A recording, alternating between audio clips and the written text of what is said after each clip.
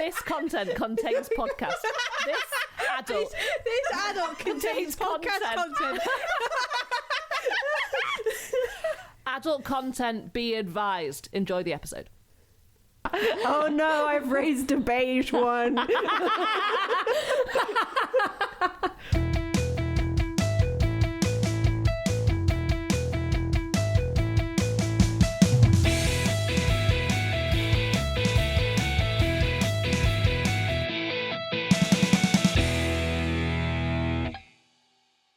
Hello, I am Elsie Loads. Hello, I am Megan Mumby. Hi, I'm Laura. And No. we are Okay. and we are Thoughts TV. I feel like we occasionally just need to remind people. We never indulge. In case you randomly got here somehow without looking at a single name or typing anything. Well, we never indulge ourselves in full names, do we? And we rarely even give our names. So Did this go as well as you hoped it would? no, not at all. Not at Not all. at Is this all. because I'm standoffish about my full name? You're being very standoffish generally. Or likes to make life hard for us? Well, I don't want to share my full name. Do you know what, Laura? You're being horrid. Was that a segue? Was that anything? It's too early. We need to do a check-in. How are we Yeah. all? It's been a week in the UK. It's been a very interesting week. Oh fuck You yeah, know. it Yeah. has. Yeah, it's been horrible. So there have been various riots following the stabbings in Stockport last week now, I think beginning of last week. Yeah, I think it was a week ago. And continuing into this week, and a lot of places have been fucked, and a lot of very nasty bad things have happened, including in Hull, which obviously is where me and Elsie are from, and these clips were like going viral on TikTok, and they were just like horrendous to watch, and there's nothing good to say really. Not really. We are obviously really angry and pissed off and condemn the actions of these racist Islamophobic pricks. Sorry to start the episode on such a down note. I just think that it would be weird of us to not talk about it, Yeah. especially since so many of those horrendous images were from Hull, which we talk about a lot. So Yeah, and I said on our Instagram story, like, quite literally, if it wasn't for that city, the podcast itself wouldn't exist. Me and Elsie wouldn't know each other. Like, so it is an important factor in our lives, and you know, it's what we given do. us a lot of So opportunities. It's given us a lot of opportunities, and we wholeheartedly condemn. And you know, if that's the kind of thing that you support, just switch off now. Just switch off now. I Yeah. don't want you here. Lose our number. It's been like a really miserable couple of weeks in the UK, because there's also been a hell of a lot of turfism being thrown around as well. Like that, along with the racism, all of it together, it really just feels like horrible vibes here in the UK. Yeah. To be honest, it's just been all round miserable lately. It's like I saw people going, wow, I can't believe France lost the medal of most racist country so quickly. And it's like, great, yeah, cool. I'm so happy to be British. Cool. Yeah. At least no one can clock you for being British if they just heard you. You're unclockable. I have fully used I sound foreign several times. Like once or twice to get out of fines. Really? Yeah. I used an Oyster card to get to St. Albans, which is outside the area, right? And I went to try and use it, and the guys at the train station were like, oh, that's actually a fine. And I was like, I don't have any money. And they were like, where are you from? And I was like, and they were like, just whatever. And I was like, Yeah. yes. So that's how we've been feeling this week. But I suppose we should do another episode, cheer ourselves up a bit. Yeah, you power through. Right? Yeah, you do. You carry on. We're doing Horrid Henry. It's not fair when mom and dad nag straight up straight, don't be rude. It's so not fair, cause the killer boy raps no schools thinks kids rule. So when they send you to your room, sing a little tune. You sing na na na na na, na na na na na na na na na na na na na na.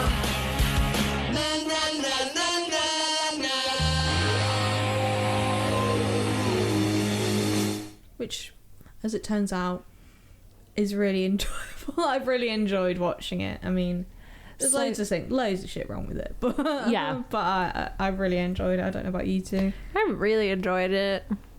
It's fine. Gosh, she's got to be contrary, doesn't she? I know. I don't. I totally agree with Laura, you. quite contrary. I totally agreed with you in many occasions. So this is something that I thought would be quite straightforward. So Meg and I listened to... So Meg watched the show a lot when you were a kid, didn't you? Meg and myself had audiobooks read by Miranda Richardson. They are the official Horrid Henry audiobooks, which we listened to going to bed as children quite a lot. Yeah. I listened to Beatrix Potter on cassette tape. Well, maybe one day we'll do version. that. Sorry, I'm just being so mean to you today. Shut the fuck I'm up, sorry. Yeah, we'll do Beatrix Potter. Right. So... Oh, sorry. Laura loves to remind us that when she was a kid, she was better than us. That is not what I meant by that. I know, I'm sorry, I'm just joking. So our main experience of Horrid Henry was the audiobooks. That's them, not me. Yeah. Just to be clear. And I just thought that this would be like a straightforward, this is what we thought, let's talk about the characters, ha ha ha. But then I was researching it today, and I've actually had to structure this episode quite, like, fairly rigidly, because there's more to it than you think. Okay. So there's a lot going on, so I'm going to list it here so we don't leave anything out, and then we can discuss as we come upon it. So firstly, this show we kind of decided to do because it's become suddenly really popular to talk about in sort of US social media circles, because someone pointed out that the parents in it are awful parents, and there's like 2-hour-long compilations of like toxic moments of parenting in Horrid Henry.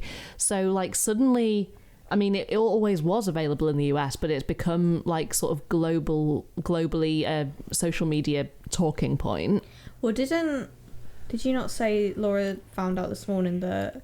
Yeah, in 2019, Nickelodeon got full rights to Horrid Henry. In 2018, they bought broadcasting rights, like I think like Nick Jr. or something. In 2019, they got just full rights. CITV lost the rights. Yeah, and it was their most popular show. It was their biggest show. It was third most popular animated kids TV show broadcasting in the UK in 2019. Really? That late? I need to double check. Okay. So that became kind of a weird thing that suddenly like a 90s book series in Britain became sort of massive again. So that happened, and that's something I want to talk about. Another thing is the difference between the books and the TV show, because author Francesca Simon has things to say about that, so we're definitely going to cover that. I want to talk about the way the production happened, the actual production of the show, because that's really interesting. A lot of the information that I actually got came from a YouTube video I watched today by the Wacky Deli, they're called.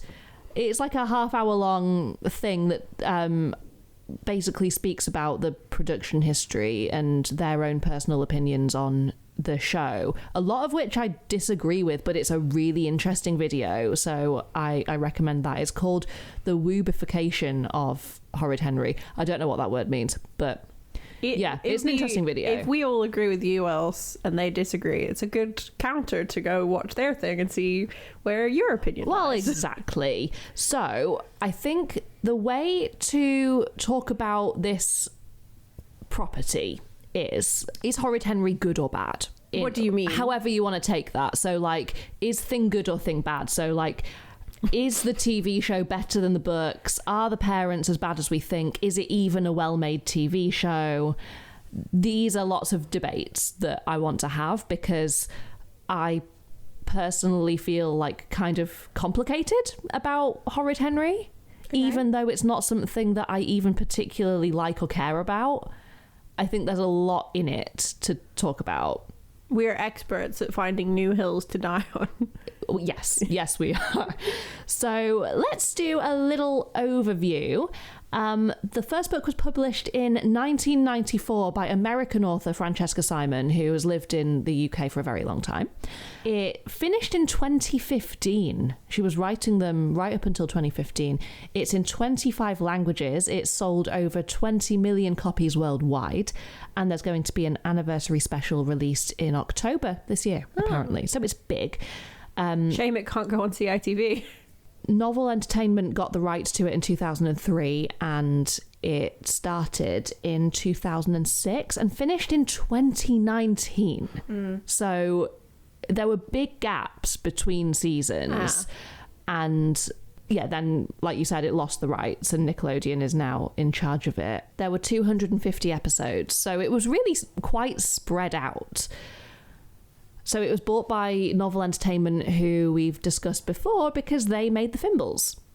And the Fimbles come up quite a lot in the show. Yeah. And it's kind of shoehorned in a lot of the time. Like, characters appear, like images of the characters appear in the house. Oh, okay. They use catchphrases from the Fimbles. They sing songs from the Fimbles. So the Fimbles just exists in that, like, probably in the same way it exists here, it exists there. Exactly that, except there is one episode where the Roly Mo house spin-off, 2 characters from that literally turn up at Horrid Henry's party, which is very weird. And that's a series 5 edition, and there's a huge difference in quality between seasons 1 and 2, and especially season 5. And then the How does it change? Like, for the better or for the different or for the worse? Kind of for the worse. Okay. Before we get into this, I would like to show you a video. Would you like there to be a Horrid Henry movie? No, because I really don't like the Horrid Henry movie. I had nothing to do with it, and I don't think it bears any resemblance to Horrid Henry. So I'm all about the books. If you don't like the movie, do you like the programs? No, I'm sorry for those of you who like the programs. No, I don't. Again, because I don't think they're anything like Horrid Henry, and they could be called something completely different. So yeah, that is a great sadness to me, that they're not better. But what can you do? You just heard Francesca Simon talking to a panel of children. Does she think they're adults? Does she think they're like grown-up press? That's who she's addressing. She's not addressing kids there, is she? It's a little weird, isn't it? It is weird. It's a little weird. No, kids. I don't like it. I don't think it's anything like Horrid Henry. I mean, she can't lie. no, that's true, but Yes, she can. You can Well, she lie can, to kids yeah. all the fucking time. there's a way around questions like that. Oh, there's a way around like I don't see my Henry in the show, but it's fine. do you like the TV show? I think it brings lots of joy to many kids. Bish bash bosh. Yeah, she did apologise for not liking it, to be fair. I just feel like if that kid really likes the show, he's just been told by possibly his favourite author that they suck.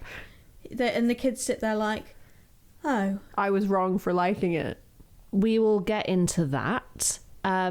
Before we do, so I'm going to talk a little bit about her writing process and how she came up with Horrid Henry and what she has to say for herself. Let's start with our opinions on the books/show. I loved the show growing up, loved the books growing up, had the audiobooks. Horrid Henry by Francesca Simon. Read by Miranda Richardson.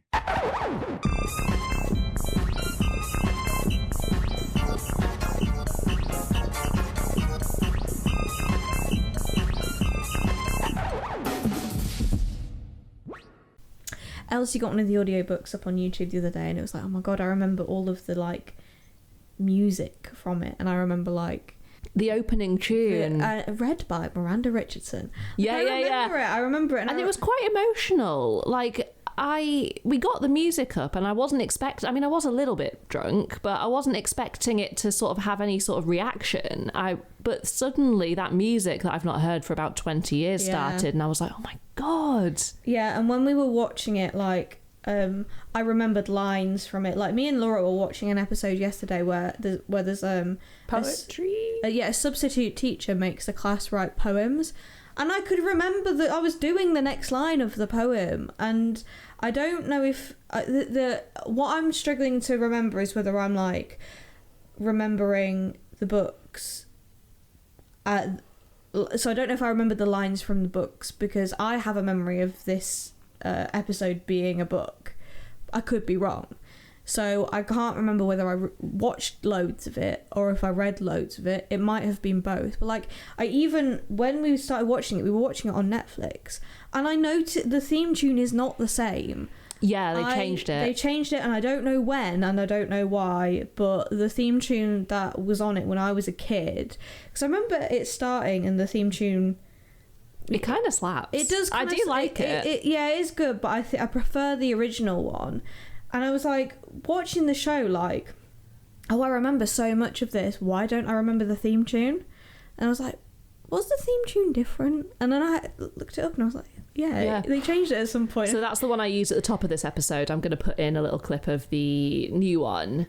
I think both are good. I prefer the first one. I prefer the original. It's not easy being me. We'll wash your face and brush your hair. We'll nag, nag, nag. It's just not fair. I'm Horrid Henry. So down with school, I'm gonna rule. And when I'm king, I'll do my thing. And then my life will be so sweet. I'm Horrid Henry. Na na na, na na nay. The purple gang rules okay. Well, it's so easy being me. I'm Horrid Henry. My opinions on Horrid Henry. Well, I messaged my mum the other day because I know that she has opinions about this. So she was ahead of the curve on the discourse that is currently happening around Horrid Henry. She said, I hate it. I called her, she said, I hated the writing, I hated the illustration, I hated the stories, I hated the parents. I thought it was despicable the way they visibly favoured one of their children. I thought it was a nasty... It wasn't even funny, it wasn't charming. I thought it was like a nasty series. Horrid. No. I think people that are genuine Horrid Henry fans, I don't know how many there are, but... There she is. I am. I think that a lot of them probably would say, because I read this today, that the books are better. They're more pure in what Horrid Henry is. Especially as the series goes on, it kind of loses the original. Like, it never really had that much respect for the source material. But I actually prefer the series. Really? I do. Because moving colours and pictures. I think that there are like jokes in the series where there isn't in the books. I don't find the books to be that engaging. I find them to be quite written in quite a boring, flat way. I don't find the characters likable, and I actually like Francesca Simon. I watched, there's a series that Michael Rosen did on his YouTube channel where he talks to her about the writing process of all her books. And she reads a passage from her book called Corpse Baby, which is for much older readers, and it's about the Norse goddess of death. And she reads it very well, and I think it's well written. And I like her, to be honest. But I don't care for the IP that is Horrid Henry. I don't care about the characters. Watching it, there are bits that I can sort of laugh at. There are bits that I think it's drawn really nicely. I love the character design. So I do prefer the TV series. What do you think, Laura? I didn't read the book, so I don't have a comparison point at all. I thought the show, like, I have intricacy issues with the show, which we'll get into, but like on an overall thing, I'm like, it's fine. I thought the colors were pretty. I did the music and stuff in it, the like little ditty that plays in the background sometimes, and the like pre-ad, post-ad cards. I forgot what they have a name, but I can't remember what it is. That little tune is the Haribo advert tune. Kids and grown-ups love it so, the happy world of Haribo. That. Na na na na na. And it- Na na na na. Yeah. And it took me, an hour to like... Laura was vehemently scrolling through Google like, this was on an ad and I found other people who recognised it. And then You don't sound like that. You don't. I was sat there going, is it Haribo? And then you were like, oh, it's this. Yeah. And I was like, thank you so much. This would have bothered me forever. I think that the house looks gorgeous. I think the backgrounds are all really, really nice. There is an issue with the house, and that is that it's a semi-detached You house. called it finally some semi-detached representation. Yeah, it's a semi-detached, and the stairs is against the wall, which is Normal for a semi-detached. normal for a semi-detached. Like my grandparents' house, like your parents' house. Yeah, except my mum and dad's is on the external wall, not the shared wall. Interesting. But Is it? no.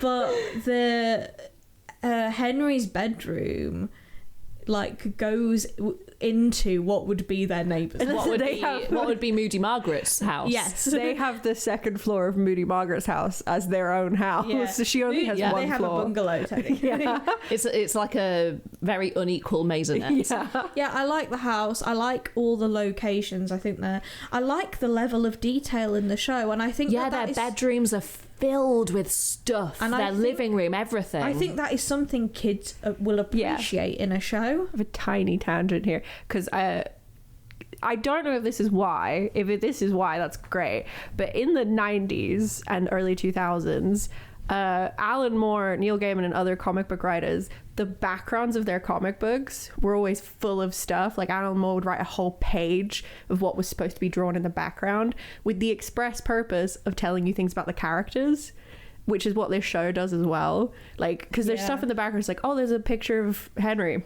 There's a weird dragon thing on the wall. They've got shit on the floor. Like, stuff like that. And all of it informs you about the characters, which I always really like and Yeah. really appreciate. It's But not you're- lazy at all. Yeah, Like, you're it's right that good. it's like the Kramer's apartment complex where like it shouldn't exist given the Yeah. structure of it's like, where is that leading? What I have noticed watching it as an adult is that Henry, to me anyway, is the most likable character in the whole show. I And like and Miss Lovely. apart from Miss Lovely, but you don't see. I mean, you don't see. Yeah, her that's much. true. I can't go in there. I can't tell Mum I didn't win anything. She's going to be so disappointed in me. Here, worm. Show her this. But this is your trophy. No, this is my trophy. That's the egg and spoon one. You took it. The race was cancelled. Why would they need it?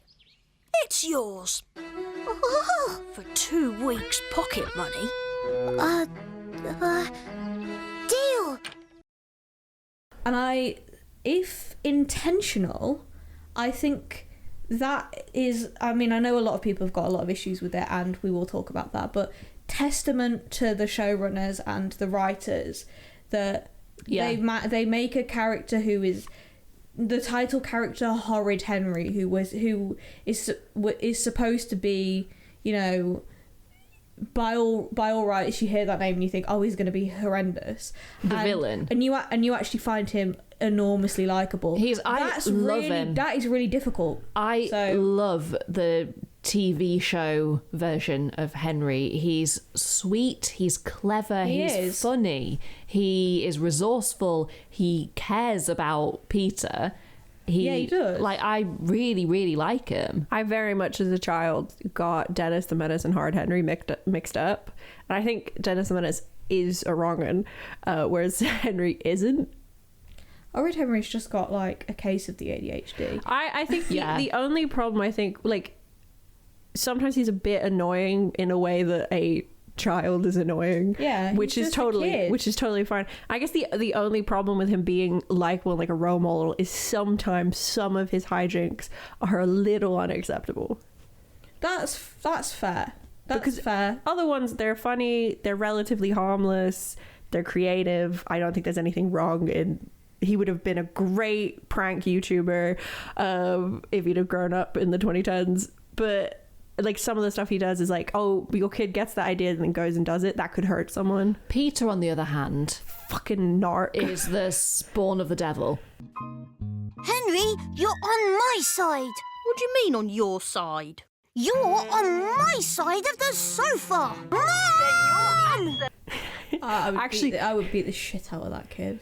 Well, I don't think he's the spawn of the devil. I think Henry's the spawn of the devil in the sense that he's mischievous and fun, and Peter is an angel in the sense that he's a fucking narc and is really boring. He's so annoying. He seems to hate his brother. He seems to, I mean, although we'll talk about this more, their household is set up for antagonism between those siblings. Yeah, their parents play them off each other in a really nasty, weird way. Morning, Worm. Don't be horrid, Henry. Morning, Henry. Finishing off your homework, honey bun? Oh no, I did all my homework last night. I'm doing some extra number gnomes colour work. Oh, well done, Peter. Henry! Don't be horrid, Henry. Yes, don't be horrid, Henry. What? I was just getting the cereal. Well, you can just get the cereal more carefully, can't you? I suppose. Henry! Right, that's it, Henry. Go and brush your teeth. But I've brushed my teeth already. Well, go and do something useful then. Okay. Well, the thing is, you said that, like, we said that Peter's the favourite child, but I kind of just think that they dislike their kids both equally. They had kids because that's what they're supposed to do. Yeah, they don't really pay Peter that much more attention than Henry. Yeah. I think they probably also think that Peter's a fucking narc, and they look at their son and they go, oh, fuck, what have we raised such a wet piece of tissue.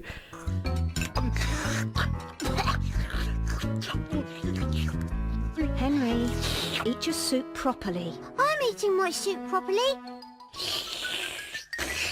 Henry, use your spoon. I'm using my spoon. Mom!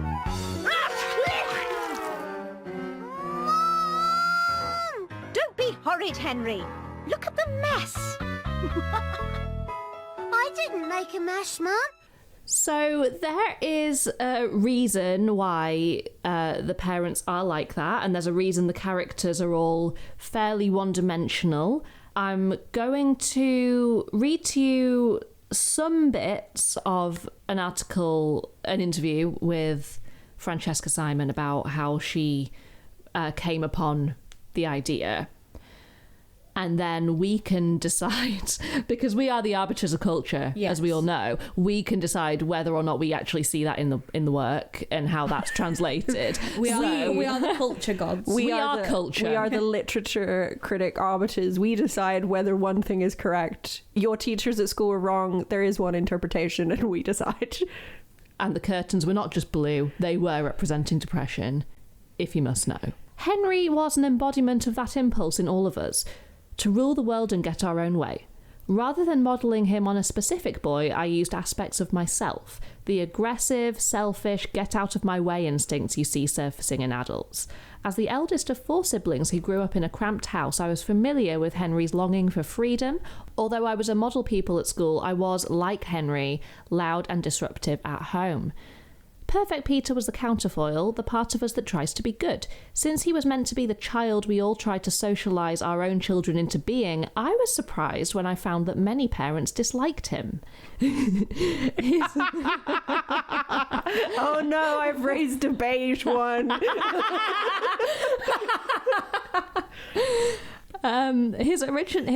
His jealous relationship with Henry is the original Cain and Abel battle seen in most households. If one child is good at something, the other goes the other way to be different. As it is in heaven, so it shall be on earth. Henry gives the illusion of being a monster, but he says and does nothing that other children don't do. If he were to plot and scheme, he would be a borderline psychopath. But he reacts to situations to get his own way, which makes him funny and endearing rather than alarming. I feel reading about his behaviour gives children the thrill of being bad without the consequences. Henry says things that we all think but don't dare express. So then she goes on in the Michael Rosen interview, which I'll put a little clip of that in there, where she's talking about how she meant for Henry and Peter to be like almost two sides of the same person. And this thing about good child, bad child, that's quite sort of dangerous territory to even go there, because I mean, I'm a parent, you've got one kid, I've got more than one kid. I wouldn't dare even think that I've got a bad child, good child. I mean, these terms are relatives. I mean, I have a niece and nephew, and when my niece started getting A's at school, her brother instantly started failing at school. So it's more like this sort of balance. I mean, these terms are relatives, but parents know, I mean, if you prefer the naughty child and the well-behaved child. Yes. You know, I was interested in playing off those contrasts, but I was also interested in the fact, which I realized afterwards, but that Horrid Henry and Perfect Peter are two sides of everybody, that these are almost archetypes, so that inside us, we've got a good bit and a bad bit. Well, the bit that wants to behave, the bit that wants to do well, and then the other bit that wants to run around screaming and pull people's hair and kick things down. So there's this sort of tension in everyone. So in fact, they are two sides of everybody. And that's why she has characters like Sour Susan, Rude Ralph, Moody Margaret, Moaning Myrtle, Weepy William. There are others where they're all kind of just like an aspect of one person. I don't think it tracks fully, but then like if they'd be too one-dimensional if that tracked fully, right? Like there's enough, because they're not all the same person, because they have these characteristics. They are. I get what she's going for, but it can't work because that would not be that interesting.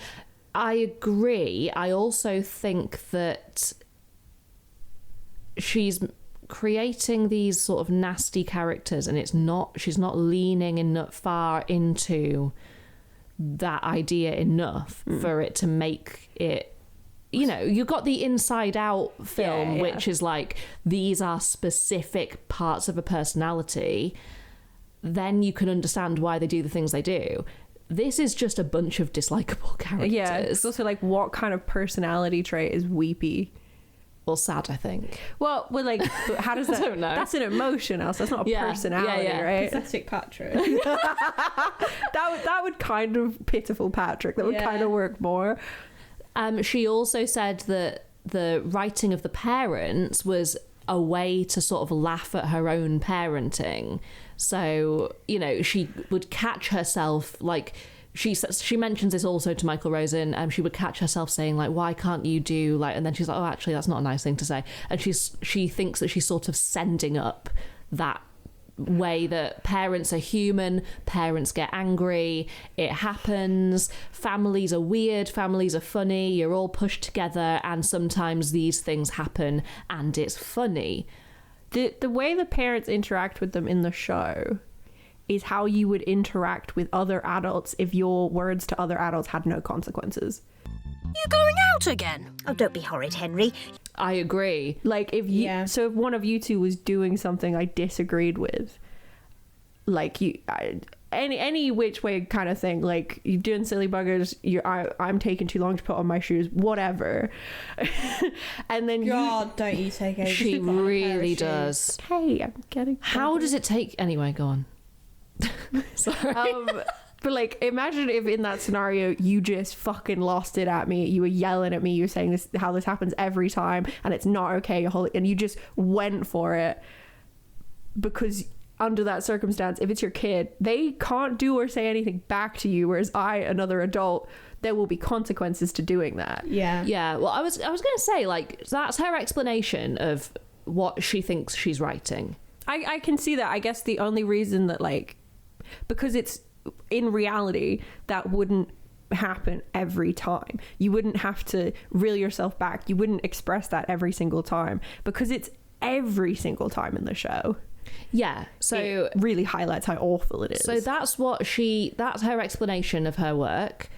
I do not want to sound mean because I like Francesca Simon, but to me, that I don't see that in the books. I know that that's the sort of joke that she's trying to get at. I don't see it. Like, it doesn't change for me the way I see the books. Like, I don't think that it is. I don't think they're well written enough to justify writing. Well, because it's one note, right? Yeah, writing those parents as complete monsters. I don't think the joke she's trying to hang those books on is good enough to... They don't redeem themselves enough to be flawed parents. They like you said, they're just bad. Yeah, they do it every single time. If there was like some redemption at some point, which, I mean, there's the occasional episode like the fishing one where they go fishing and it's just Henry having a day with his dad and it ends quite nicely. Hello, lost your trawler, Dad? I found this lot in the shed, and that got me thinking. A father and son, home all alone? How often does this happen? Once too often? Henry, we're going to bond. But part of it is because none of what is going on he can pin on Henry.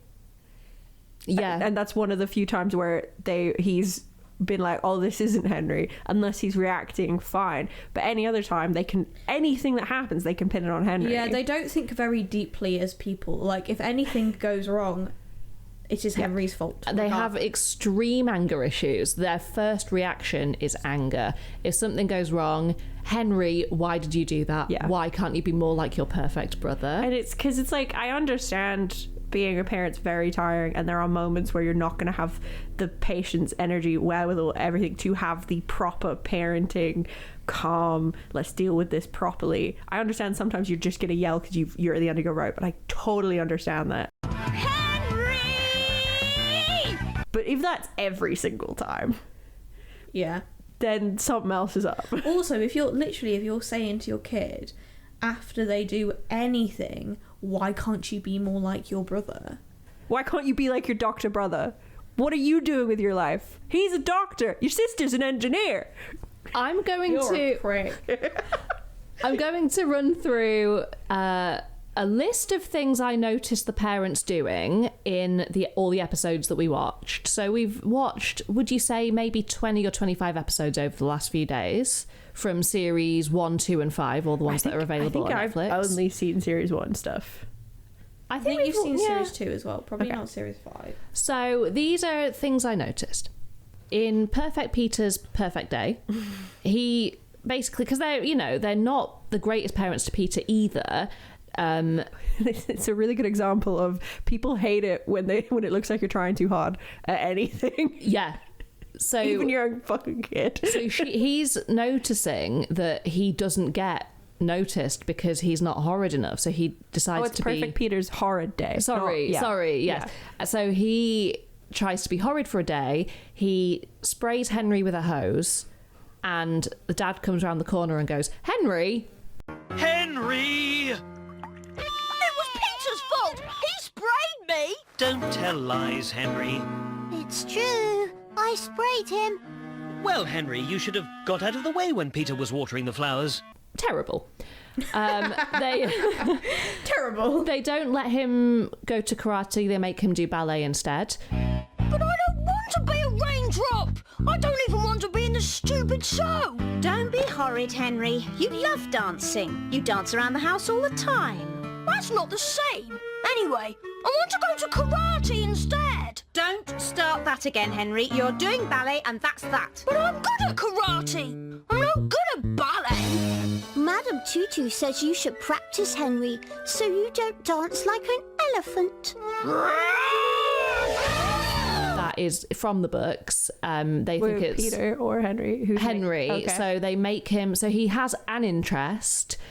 They don't let him pursue the interest because it's not what they're interested in or something. He's like begging. He's like, "Please, can I do karate?" They're like, "No." I guess a little bit from the perspective, because Henry's a little bit of an angry child. If you give your angry child fighting skills, I kind of get that. Send him to do something that will get his energy out. Well, I think because he has an interest in music that's been displayed several times. Yeah. There's a parents' evening episode where they say to each other, remember, tonight we're not Henry's parents, we're Peter's, because they're worried about what they're going to hear from Henry's teachers.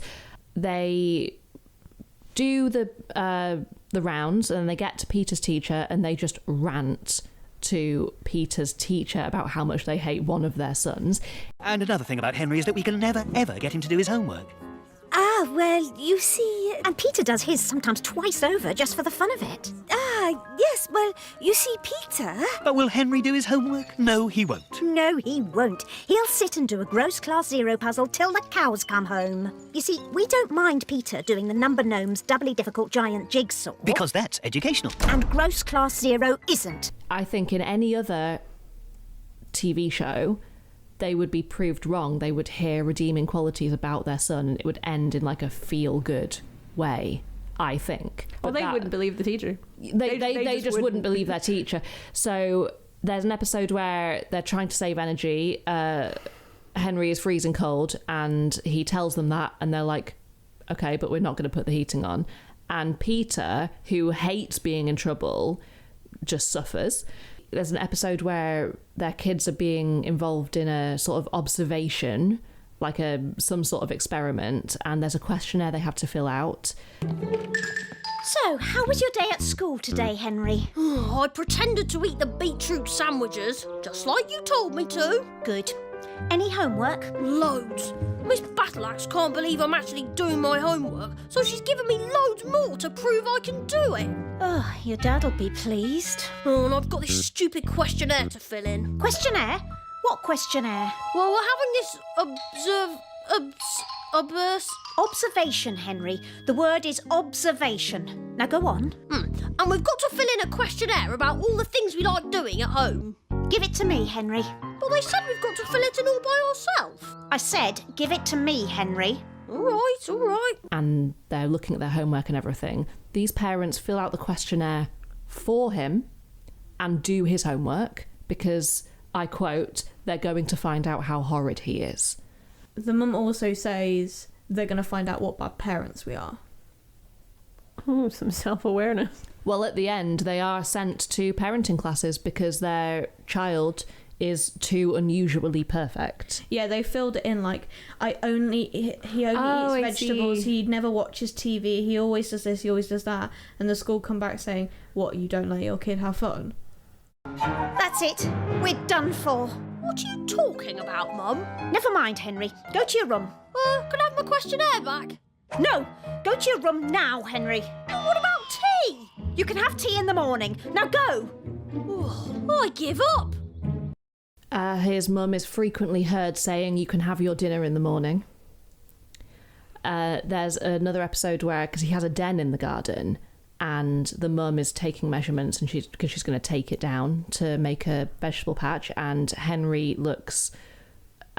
usually he's just like outraged. He looked genuinely upset that his den was going to be taken down. She didn't even ask him if that was all right. I found it really sad. There's another heartbreaking moment where Peter smashes a glass, and I think the voice actor does an amazing job in this bit. She says, I did that. And it's so sad. And he's saying, I'm gonna be kicked out. They'll tell me not to darken their doorstep again. And Henry, instead of saying, no, that's not gonna happen, says, no, that's not gonna happen because I'll tell them I did it. It's honestly just so sad. They really have no respect for personal autonomy, these parents, do they? They really do not. There's an episode where it's take your child to work day, and the parents in front of the kids are arguing which one gets to take Peter. And at the mum's work, because she works in books. Of course she does. It's a 2000s thing. Of course someone works in print media. Henry's favourite author is going to be visiting that day. And he's like, please, can I come to work with you, Mum? And she's like, no. Is Take Your Child to Work Day real? I think it depends where you work. I've never seen it happen. I mean, if you work at a school. I love the idea of you going to work at customs with your dad. But like, what if you work in like nuclear power? Like, it can't be safe. I mean, Homer takes Lisa to work with him. Does he? Yeah. Oh, right, okay. I feel like Lisa would feel right at home though. Yeah.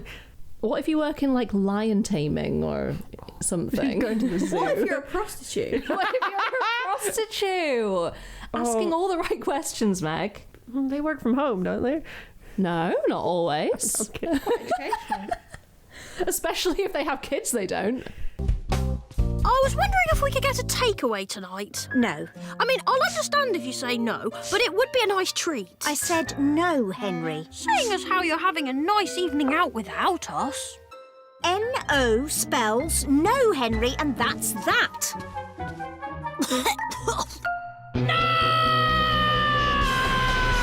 I think that in the books, he kind of, he reacts to situations and he's a prankster and he is kind of a little gremlin, fine.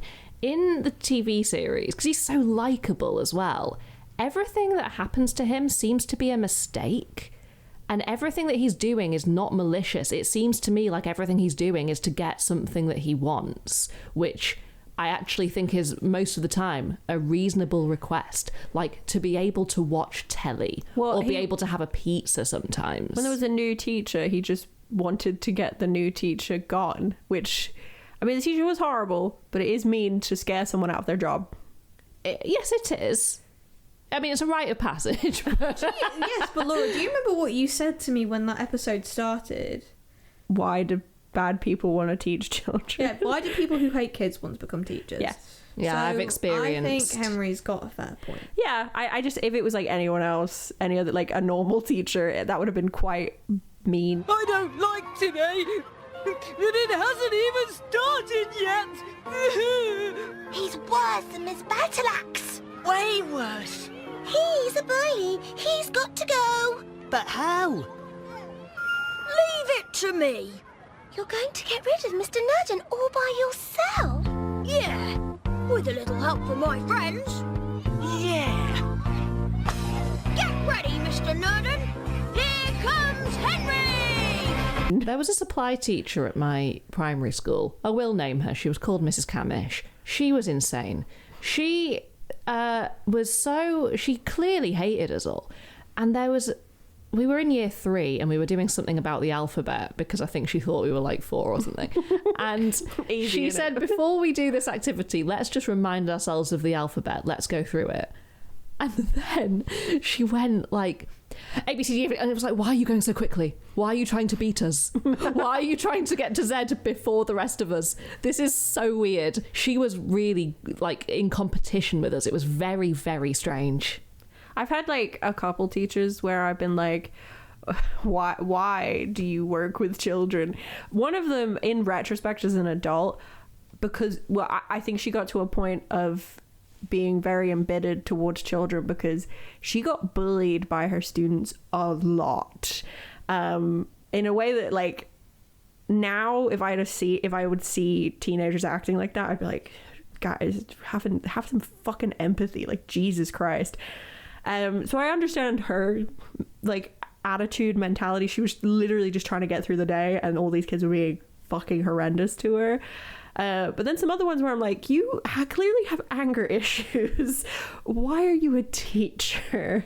There are teachers I still think about mostly positively. Like our primary school PE teacher, Mr. Barker, genuinely lovely guy, very, very clearly really enjoyed teaching kids and like loved sports and really wanted kids to be active, was very passionate about all that. Would also, anytime we had indoor, there was a laminated big Kandinsky painting in our hall, right? Whenever you'd have PE inside, it would start with like bonkers music and he would go, embody the Kandinsky painting.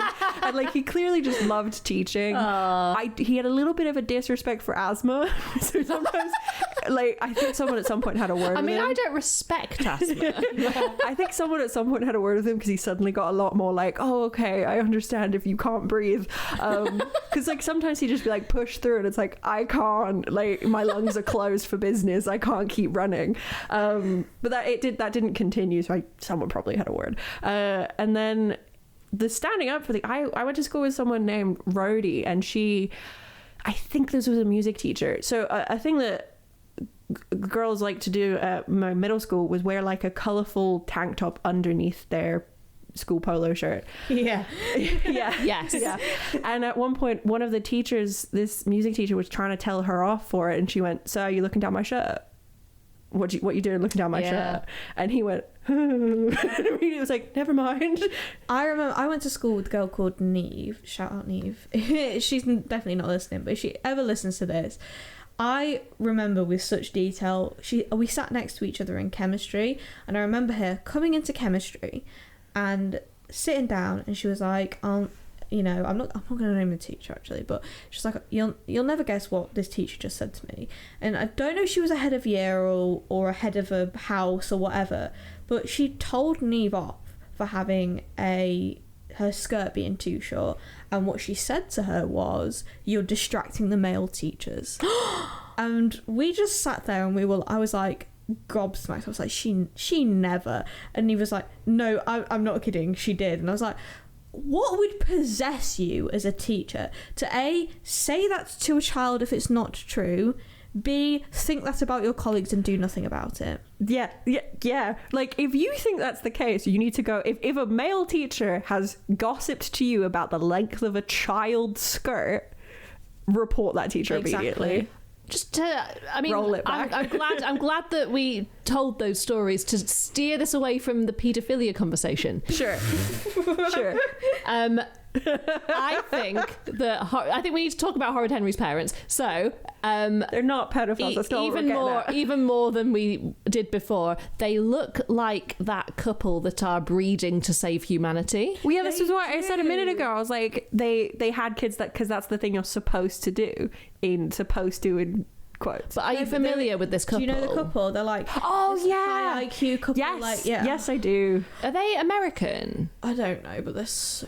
But they think of themselves as like genetically superior, which is ridiculous because they both wear huge glasses. Elon Musk says the exact same thing. He's like, I'm having kids because it will save the human. And they've got something like 15 kids between them, and they're like big in the news right now because they're saying that they're doing it to like populate humanity with. Anyway, they look like Horrid. They're like skinny, specky, turtleneck. What are you thinking? Oh, I was just thinking how funny it is that parents are so like their children. Yes, I was thinking that too. You're not thinking? No. No one could possibly think we're like Henry. Are your kids more likely to be smart if both of their parents are smart? Yeah, like 70% of intelligence is genetic. Really? Whoa. So then 30% is like enrichment and education, and there's hope for you yet, Laura. Ow. Oh, it was a funny joke. Lately, so do you actually think I'm stupid? Like, so You've much been very stupid recently. Meg, my brain's being eaten. We established the other day that I very often read things at the same time as Laura and then listen to her just blatantly mispronounce everything. Like mispronounce or just skip things. Skip them, miss letters out of, and I'm like, I feel like a dickhead, but I do correct you all. I think it's turned around now. You correct me more than I correct you, because everything I've ever corrected you on, you've kept, and now you're more right. Oh, and you're also funnier with every passing day. Only because of you two. Oh, thank you. I'll be down in a minute. I've just got to brush my hair and tidy myself up a bit. I'll go and put my feet up then, shall I? That's not funny. All right, sorry. You could look for my mobile phone if you want to be helpful. Yes, dear. So Horrid Henry's parents, right? They should divorce. Oh yeah, they don't like each other either. I haven't seen much of them two. Why do you think they should divorce? There's less passion between those two than there is between the couple that are breeding to save humanity. They are like, they're so she is like not even a human being. She's like so house proud it's ridiculous. Her first instinct is anger. The dad occasionally shows some humanity. sometimes he's on Henry's side because Henry being good will actually benefit him. So like that if Henry has a good day, gets enough ticks on the chart, he gets to go to this concert, and the dad wants to go to the concert, so he's like, come on Henry, we can do this. I see where Henry gets some of his stuff from. And like the dad is like, they're both bumbling fools, but the mum is a boring bumbling fool. Yeah. There's a brilliant Reddit comment where the Redditor said, the dad buys a massive TV and the mum hates it, and she gets really mad at Henry and the dad. For this, they should divorce. It's like, well, yes. Why is she mad with Henry? I don't, because she is, you know. She's mad with the dad and Henry because they like the TV. It's her default state. They don't seem like they have friends. They don't seem like they're fun people. It also seems like she definitely, like, desperately wanted a daughter, and I think that's why Peter is the way he is. Ooh, goody. I'm a lady. I know you do, Peter. I'm a lady. Peter's definitely going to grow up to be a woman, though, right? Yeah, I think so, and I think Henry is as well. Yeah. I don't know why, but I feel like they're both going to be women. Maybe the mum will finally get what she wants. And I think they'll all be happier for it. Once Henry and Peter transition, the whole family is going to be so much happier. And Henry can be queen of the world. She can be queen instead of king. When I'm king, no one will be allowed to be more horrid than me. Especially not my goody two-shoes wormy little brother. Become Henrietta. Because he has an aunt. Great aunt called I can't remember. Greta. Great aunt Greta. And she thinks he's called Henrietta. She's adamant that Henry is Henrietta. And every time he's like, I'm a boy, she's like, you're a toy? What? She just can't. It's not going to go in one ear. I do have something to say about Peter. That I think is... Yeah, I hate him, but he's kind of girl-coded. Like, he's obsessed with, like, bunnies and being neat and tidy, and... You know, the show positions Peter as, like, kind of a wimp and kind of the antagonist, because he is. But I think... If they were going for the two sides of the same coin, the yin and yang thing, Peter has to be feminine. Yeah, but I taken to the extreme, I think it's maybe slightly offensive. Oh, yeah. That, like, one of his characteristics is that he loves girly thing. Like, it's never said explicitly, but he does. Well, because it's fluffy bunnies. He likes fluffy bunnies, and his room is like all. Yeah, he loves fairies. He reads like the fluffy fairy book series, which is obviously based on. Because Peter is cast in a negative light, like Peter is the one that we're supposed to dislike, etc., etc. All the things associated with him are then coded as bad. Yeah. So the show is telling you feminine is negative. We're making fairy cakes, Henry. And we're going to decorate them with fairies. And pink bunnies. I'm having a sleepover. A sleepover? You're having a sleepover? Why? Mum! No, Henry, you're not having a sleepover. And if you think about it for 1 minute, you'll know why.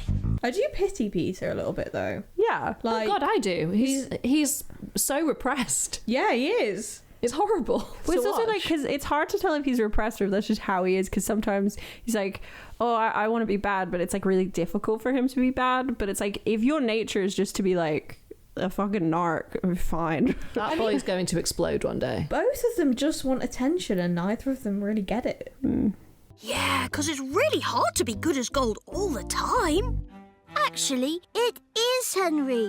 Much harder than you think. I do want to know how Henry scores in the Dark Triad, because... What the fuck is the Dark Triad? Dark Triad? What is that? Is that a YA novel? No. It is a psychological concept for, like, psychopaths, serial killers, that kind of thing. It kind of sounds like a scent. So it's made up of Machiavellianism, bedwetting. Right, what? The two genders.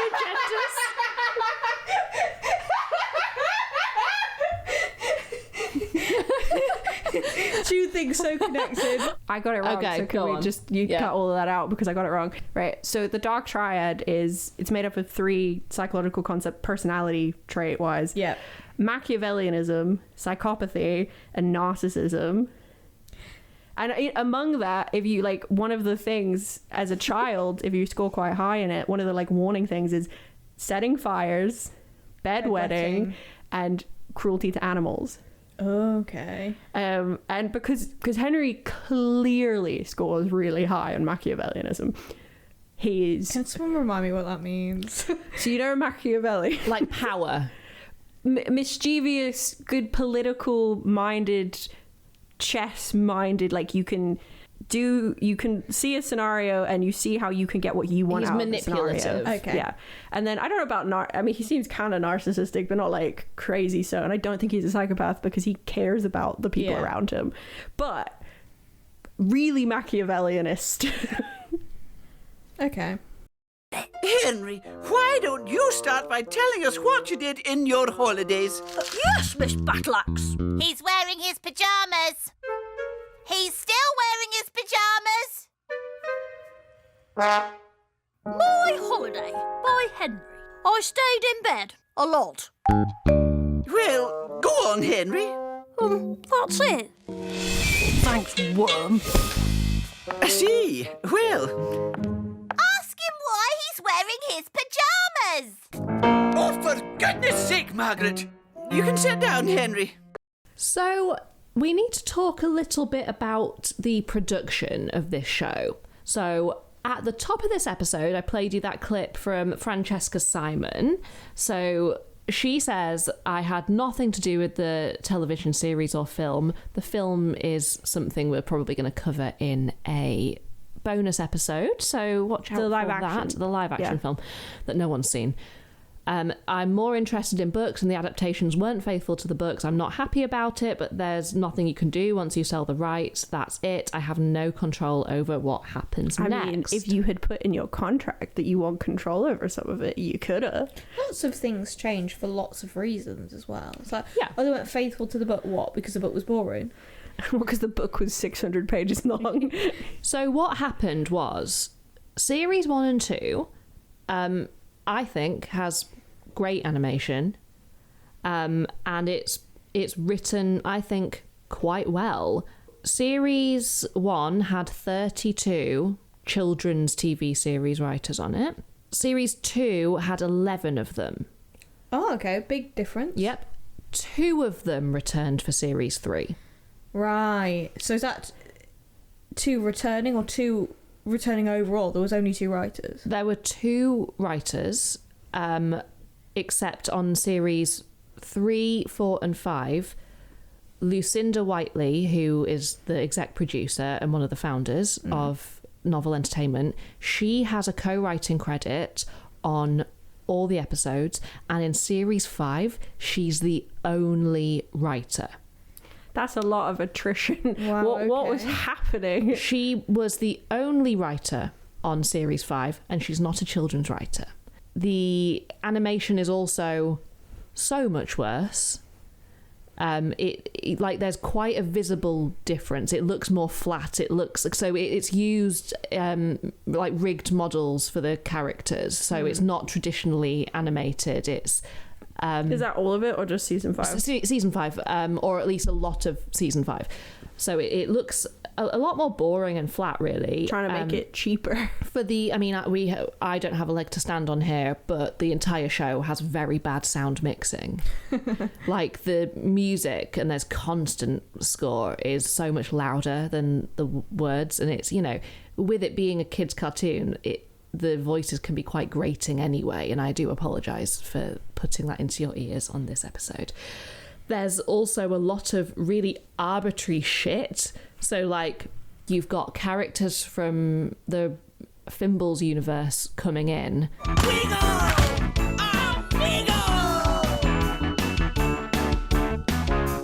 suppose you'd better come in. Everyone else has. I mean, it makes no sense. They're not human. It doesn't make any sense, and it just feels... Season 5 feels slightly AI generated. Oh, okay. It feels like, it's not. Too long ago. Your work was so shit, an AI computer could have done it. your work is so shit, a human didn't do it. It doesn't look like a human hand came within 10 meters of this. What an insult! Wow. Wait a minute. If we're out here farting, we can't be inside watching TV. So kind of my final thoughts on the difference between the books and the TV show and the way that it handles having nasty characters in there is because it isn't considerate of the subject material, especially as it goes on, it forgets to make Henry really horrid. So it kind of starts to rely on catchphrases and the general personalities of each. Like, the personalities of the parents remain the same. So you've got, like, sitcom plots with, like, an added filter of anger from the parents. So Henry becomes, like, a sort of standard, like, sitcom protagonist with needlessly angry parents. Is this, so you're talking about season 5? Yeah. Okay. And this is because the writer had no capacity to be like, shit, what mischief is possible? No, it's a shadow of its former self, and it's just like the ghosts of the characters going through the motions. So the book, I think is nasty and boring, but at least the book follows an internal structure, and the writer knows its characters, and it's written by a writer, and it remains consistent. By the time you've got to the end of season 5 of Horrid Henry, the exec is churning out these stories, and I might add in a little clip of her talking about her process of writing it, but basically she comes up with a scenario like, what if Henry did this? What if Henry was in the supermarket? What if Henry had to do this project for school? And she's writing around it, but it's lost because she's not going off the books anymore.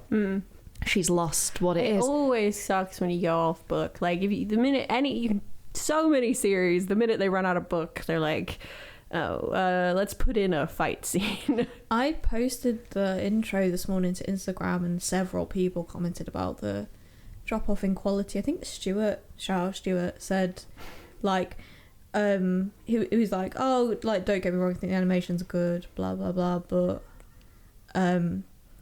it went on for like 3 series too long. Yeah, he did. And consider that series 1 had 32 children's writers working on it, and most of it was based on the books. And then season 5, the writer is the exec producer, and it was over 10 years later. So it was 2006 that it started, and it finished in 2019. Which is so ridiculous, because by that point in time, the kids that were watching it, that have watched all of it, are adults now or teenagers now. They're not looking for new episodes. No. Just repeat the old ones. It's a new audience. And I think the nicer Henry is, the worse the series becomes, because the whole point is that he's he's hijinks, and like he's being told off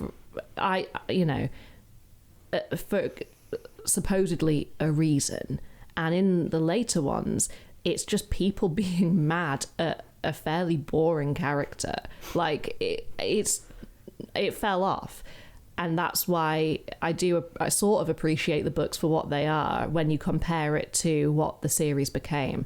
I can't believe we're in this traffic jam now. This is all your fault, Henry.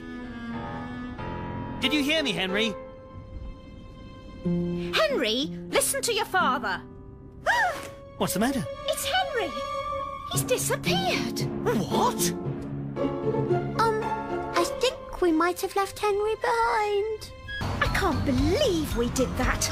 We left him behind. We are such bad parents. Oh, whatever are we going to do now? The early seasons, I think, are better than the book. I think they're great. I think a lot of people disagree, but I think they're perfectly serviceable. I think the show does a nice thing in, like, humanizing. Not necessarily humanizing, I don't know if that's the right word, but like a naughty child, right? Because especially when you're at school, or like this even happens with, the parents to Peter. Like, I was like a well-behaved kid at school. There's kids at school who have got things like ADHD, who would require learning support. You don't necessarily know that they have these things, especially when we were at school. There were loads of kids who I think back now and I'm like, you weren't naughty, you just had ADHD and your learning wasn't supported the way it should have been. But like kids that would be like kicked out of class or some, you know, moved or were quite disruptive and like, or not just naughty, like we were taught that they were naughty, and the teachers kind of vilified those students to make everyone else behave better. And it was like, you're singling these kids out, which is not good. You shouldn't do that. You're making everyone else in the class think that these kids are like really naughty or malicious, and they're not. They're kids. Kids aren't malicious. Like Henry le terrible. Well, usually we call him Horrid, but... Horrid, terrible, awful, who cares? Actually, horrid is the word you're looking for. Henry is horrid, most of the time. Ah, yes. Horrid Henry. This is a perfect name for him. You don't say. They generally, right, when kids are that young, they're not doing things to hurt other people. They're doing things for other reasons. And if they're acting out, it's because they're not being supported the way that they should be supported. And I really like Henry. He's the best character. And I like the fact that there's a show about the quote-unquote naughty kid. And yeah, that's fair. I also, because it gives you that like a broader perspective on why the kid's being naughty, because you have his inner monologue. He addresses the audience sometimes. Yeah, he didn't mention that, but he does. You get the full story of why he's doing the things he's doing. Obviously, because it is still a child's perspective, he doesn't have the like full EQ for like, I'm doing this because of XYZ. Like when Peter has his horrid day, like Peter says at the top of the episode that he's going to be bad that day, but he doesn't go, I'm going to be bad that day because I'm jealous of the attention that my parents give Henry. Like he doesn't have that wherewithal, but that is why. Oh, he does say that. He says, no one notices when I'm perfect. Everyone notices when Henry's horrid. Yeah, but he doesn't then turn around and go, I'm seeking emotional validation and attention from my parents. You're right, he doesn't. He doesn't say that. That's what I mean. Like the kid doesn't know exactly why he wants to do the thing. Like an adult might know why they want to do a thing. So it's nice that you get this like full story of particular behaviors. And I think the early show does it better. I think the book is just people being upset with each other. But there are, you know, I think the character of Henry is so nice. It's genuinely upsetting. I did find it quite upsetting to watch sometimes. Yeah, I like the fact that it's like he's not a bad kid, and it actually makes me really upset to think about like. Well, I don't know what schools are like now because I'm not in it, but how many kids were like sent out of class or like sent home or like suspended or whatever for things that weren't even really their fault, but it was just easier to do that than to actually address the problem. Like kids react to things. It's like, oh, if you're provoking a kid, and it's like how many kids like who did this happen to, who had no concept really of why they were being punished, and it was not their fault. Like it's really sad. I mean, this is one school and one kid, but so one of my cousins, Alfie, he doesn't like at lunch, or at least I'm not sure the current situation, 9-year-olds change pretty quickly. He didn't like going and playing football with the boys at lunchtime. He liked sitting and reading and like being quiet, and like so he wouldn't be hanging out with friends and stuff at lunch. And either the teacher told my aunt, or like my aunt found out, and she was like, oh, that's a shame. And then the teacher, like they spoke to Alfie, and he was like, oh no, they're not leaving me out, I just want to read. Like I'm fine, like it's all good, I don't mind sitting with the girls and reading. The boys are still my friends, they're not leaving me out. But the teacher was like, said to the class one lunchtime, and I think this became like a semi-regular thing, what if today everyone we stayed inside and all read and all hung out together rather than splitting off? And because some of us like to read quietly, why don't we all stay inside and do this activity together? Specifically because she didn't want Alfie to feel left out. And I was like, that's so nice. Like, that's what teachers should be like, right? Can I tell you about an episode that I think you and I watched it together, Meg? I really, really enjoyed this episode because I think it really just shows Henry's motivations really well. So is it the sleepover episode? Yeah, he is not allowed a sleepover because him and his friends are too naughty. Peter is allowed a sleepover, and Peter is sort of like the Gestapo, like making them all like inspect their beds because he thinks it's fun. Like, let's have a little song, let's brush our teeth. They're being like very, well behaved, and his friends are all the same as him. Gestapo Peter. Yeah, just so well, he's very Aryan as well. Beige. Yeah. What have you done, Henry? First rule of a good sleepover: make a den. A den? Yep, that's right. And then you can blast off into outer space. Oh, really? Don't listen to him, Gordon. He's only trying to spoil our fun. You ungrateful worm! I'm only trying to show you how to have a proper sleepover. Right, who's ready for a trip to the farthest reaches of the outer Spongolia belt? Me! Henry's feeling left out because he wants a sleepover. He wants to have fun.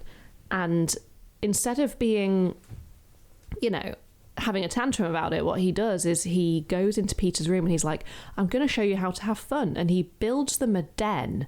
And one by one, Peter's little friends, like, getting... the fucking office exterior. Yeah, like, they're actually having fun. And he's, like, making up little games for them. And Henry would be a really good teacher. He'd be a great older brother. In fact, he is. Like, yeah, he calls Peter a worm all the time. He calls him names. That's just what brothers do. So Yeah. light. That is I know. so nothing. And- When the day my brother learnt the word cunt, I never heard the end of it. So Peter's the last to be enticed, but in the end, like, he's taking them downstairs for a secret, like, midnight feast, and he's not doing anything nasty, but, like, he wants to have fun, and he is feeling sad that these little kids aren't having fun. That they have been squashed into their beige boxes. And like I said earlier, everything that happens, or most of the things that happen, are actually accidents. Like, they make a mess in the kitchen and the first response from the parents is anger, and it's always just accidents. And every episode seems to end with Henry being punished some way. Like, he gets his own way, but there's like a trade-off. So, like, he does get to go to Ralph's, but because he did the laundry wrong, he has to wear pink. You should be doing karate with us, Henry. Maybe I will be, Al. Maybe I will. And I have no idea where the music came from. So embarrassing. Never mind. Well done, Henry. Sounds like you saved the day. Yes, Henry. Sounds like you did. And guess what, Henry? Yes? Madame Tutu has suggested that you go to her class twice a week from now on. Can I tell you something funny? No. Lucinda Whiteley, of course, the exec producer who wrote all of season 5, she was asked in a panel, I think it was during lockdown because they were all on Zoom, and they're talking about AI in art, and they said, would you be happy for AI to write Horrid Henry? And she said yes. I'm done. I can't do this anymore. She said, yeah, that would help me. I mean, obviously, it could come up with like a scenario and I would, polish it off. If you said to me, am I worried that an AI program might be able to write a series of Horrid Henry scripts, I'd say no, I'm absolutely delighted that they would be able to do that. I'd like to think, and maybe this is what Nick Cave's thinking too, I'd like to think they couldn't do it quite as well as I could, and therefore I can polish them. But the idea of someone doing the basics, fantastic for me, because what it seems to me that does is free up time for thought, for us to go and look at the next digital real estate, the next digital space that we want to occupy with a character like Horrid Henry, who would probably claim actually that he is one of the, he is a digital human. He's a techno-sapien, definitely. And it's just like, well, just hire a fucking writer who knows how kids behave. Jesus. Yeah. Do you know what I do like about the show is that Henry will be like, he'll be friends with everyone. Like his like his hijinks don't lose him any friends. He's in school, he's like kind of a legend. He's like the kid that will do the things that no one else is brave enough to do, and he's like, the kids go to him like, Henry, sort this out, don't they? Like it's like having the being that confident in yourself at a really young age is rare and like impressive as fuck to adults and children. I'm glad that his parents aren't grinding him down. We'll leave them to it, shall we? Yeah, seriously strange, aren't they? Too right. Look at them, code crackers extraordinaire. And what can we do? Come on, Ralph. You're one of the most talented kids I know. Well, yeah, if you count being able to fart the alphabet as a talent. Oh, I do. We need to talk about the fact that there is a small community of people that ship Henry and Ralph. Oh, yeah. Some people think this is inappropriate because they're children. I think that if it was a boy and a girl, people would be like, they've got boyfriend, girlfriend. Yeah, like they've got a sweet relationship, like, and people can see that, and he doesn't, his friends aren't featured that much, and he gets along really well with Ralph, and I can see why people have sort of, I don't know, you shouldn't really ship them, but you hear what I'm saying. Do you hear what I'm saying? I heard you, yeah. Yeah, Okay. physically, yeah. Any comments? I do think some of the deviant art that I found is a bit questionable. I think you're right. Like if it was a boy and a girl, you'd be like, oh, they're so cute. Like under US law, even drawing pictures of children in compromising positions sounds horrendous. Yeah, but they are already cartoons. It's not like you're drawing pictures of real people. Even that is Sorry, illegal. take this out because I don't want it to sound like I'm defending child porn. No, even that is illegal. So I remember this was when Black Butler was first coming out, and loads of people were drawing fan art of that. And then suddenly the US changed the law, and it's like, guys, this fan art is illegal, actually. Yeah, like a lot of this is aged up. A lot of people have like imagined them as adults. Well, whatever. Hello. No time for that. Get everyone together. Right. Come to my house this afternoon. Right. And get everyone to say how much they'd miss me if I wasn't here. But you are here. Well, I am now, but I might not be soon. Oh, right. I'll pay them to say it in fuzzy gumballs. Oh, right. Well, get on with it then.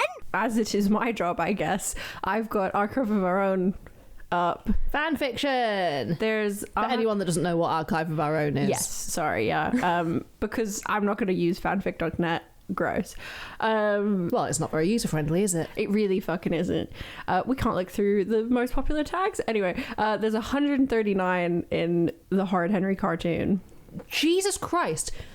What? That's very little. Yeah, but I think it's a lot for Horrid Henry, though. Yeah, fair That's enough. more than I expected. Fair enough. 139 works of fan fiction on one of these websites for Horrid Henry. Okay. Yeah.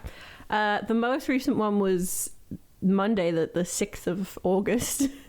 So active fandom. God, it really is, isn't it? Like, I know it's come back into discourse, but go on, Laura. So the most recent one, we'll do most recent and then look at the most popular tags and stuff. Okay, well, it's going to be Henry and Ralph. Yes. So the most recent one is Horrid Henry characters reacting to the historical event January 6th. I really needed perspective. Like, where were we without this? No. God, I can't wait to find out what the Horrid Henry characters think of January 6th. Mind you, this one is a Henry and Ralph, not / Ralph, so they're just friends. Okay. But still, I can't wait to hear their perspective. You want me to read it?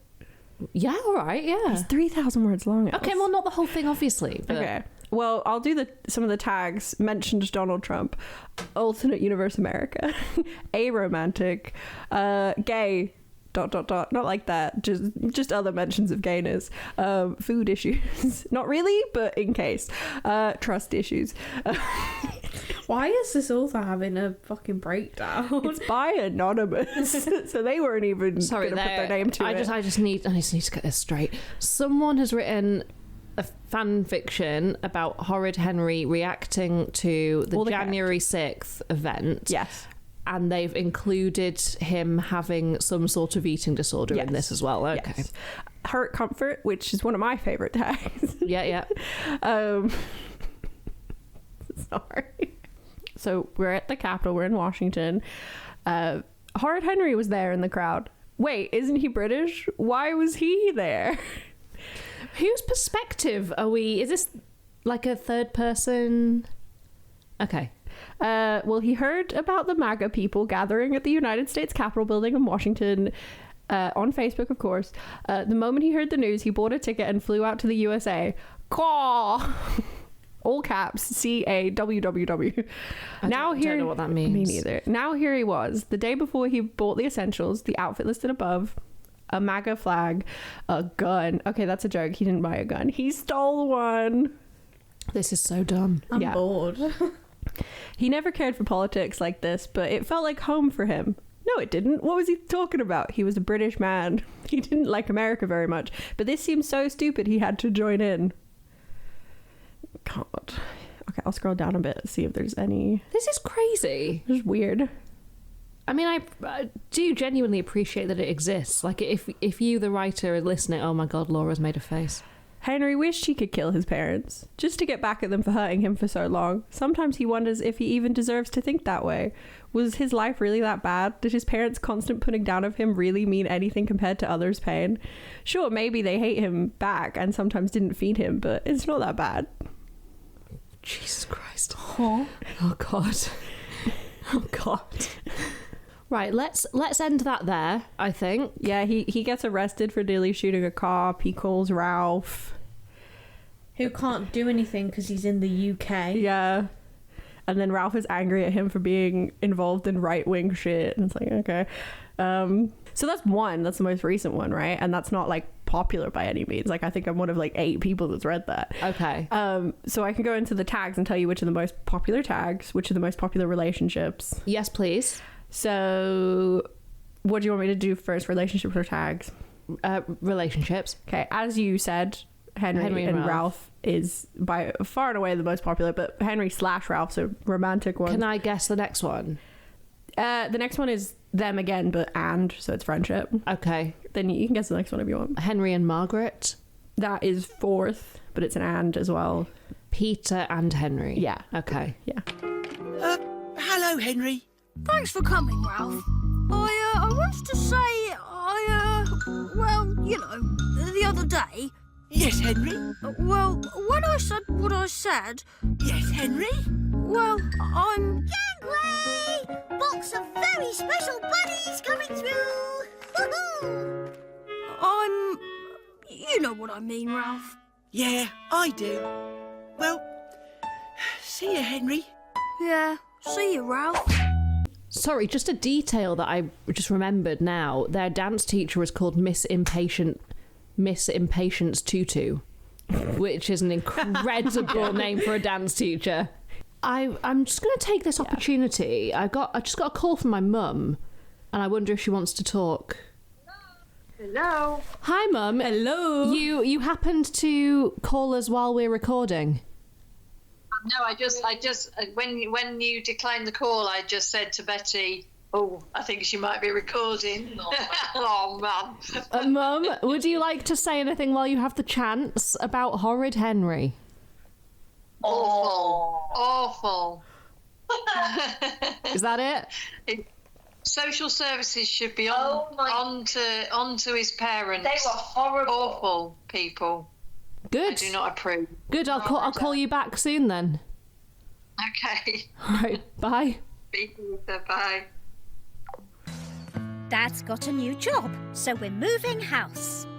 Moving house? Yes! No more Woody Margaret!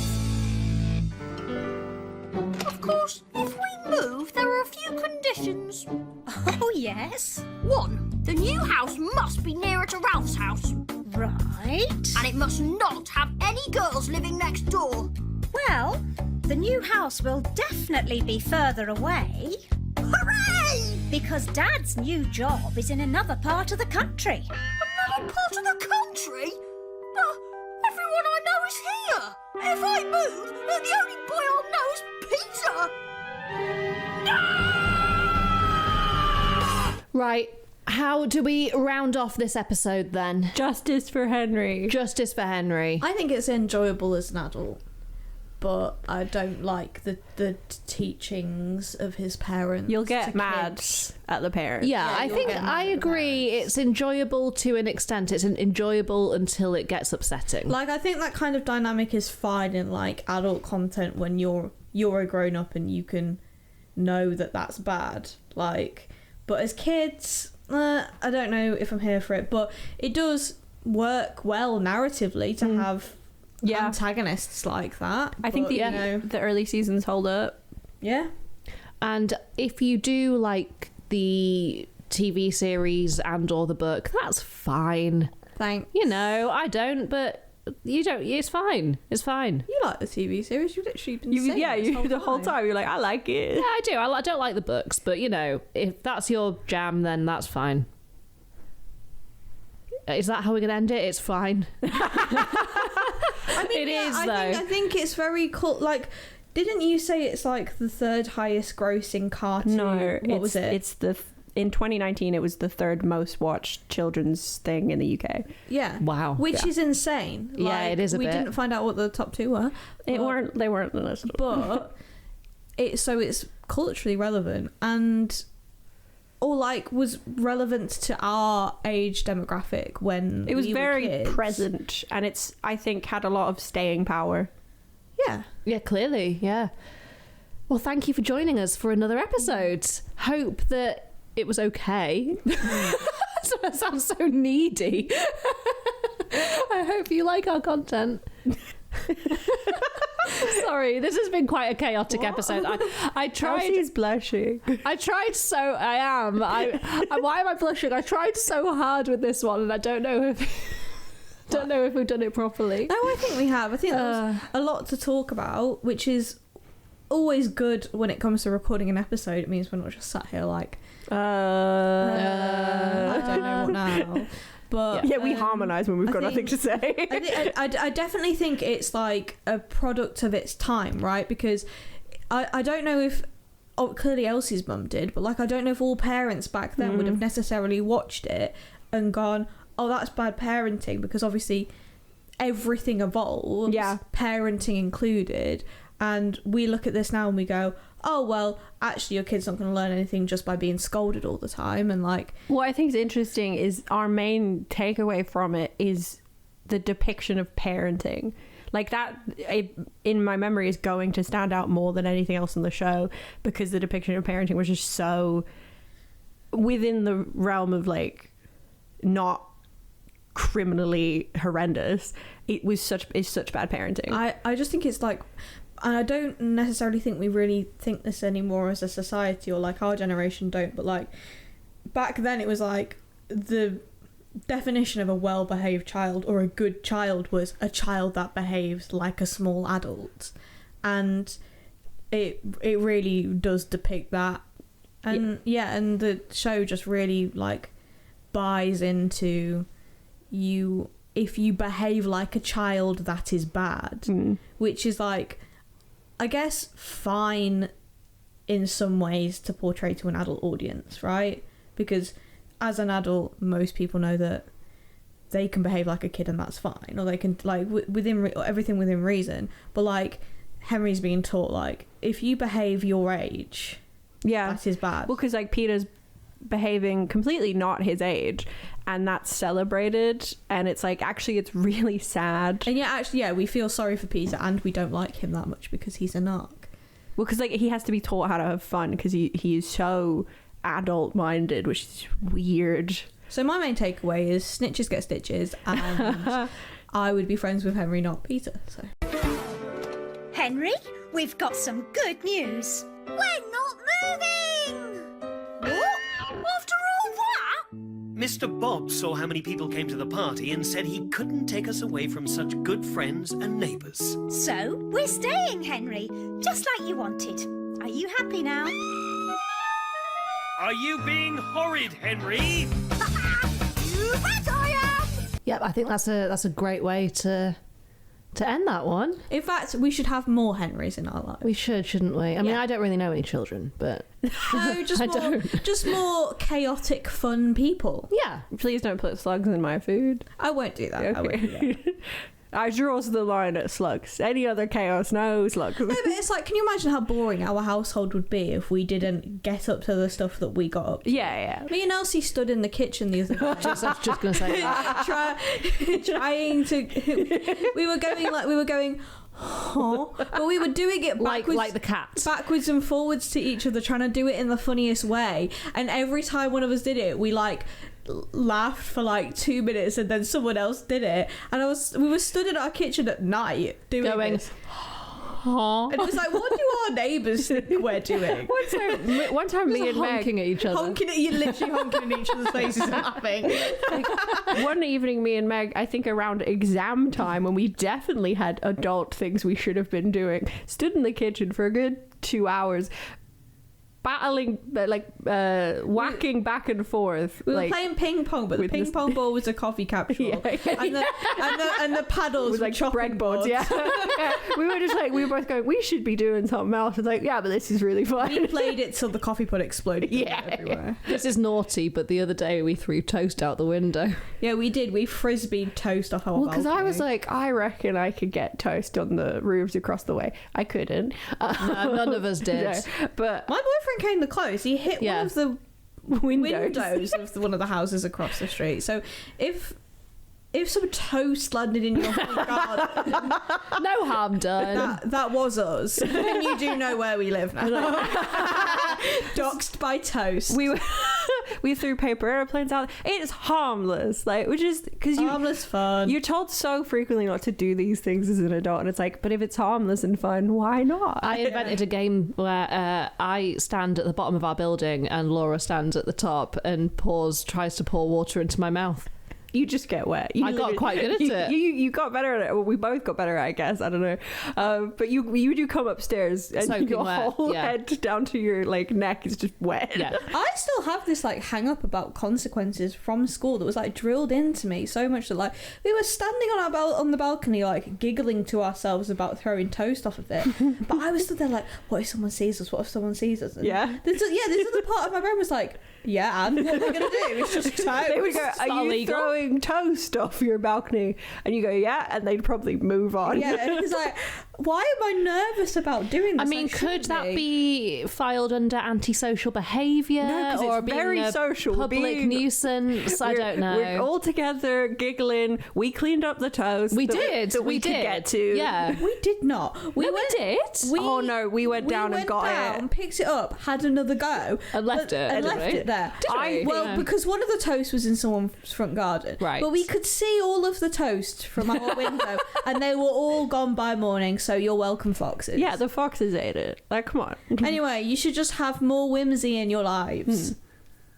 You can find us on Twitter at thoughts__TV. On Instagram at ThoughtsTV, the O is a 0, or on TikTok at ThoughtsTVPod. And you can email us at thoughtstv2002@gmail.com, and the Discord is linked on all the servers. Linked on all the socials.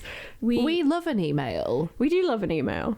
We have a Patreon that you can subscribe to for some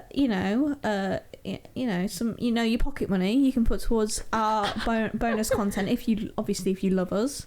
There's quite a bit of stuff on there now. Yeah, lots of bonus episodes. Yeah, and more to come. So, including presumably at some point the live action Horrid Henry movie. So we have to watch it. Na Na Na Na Na.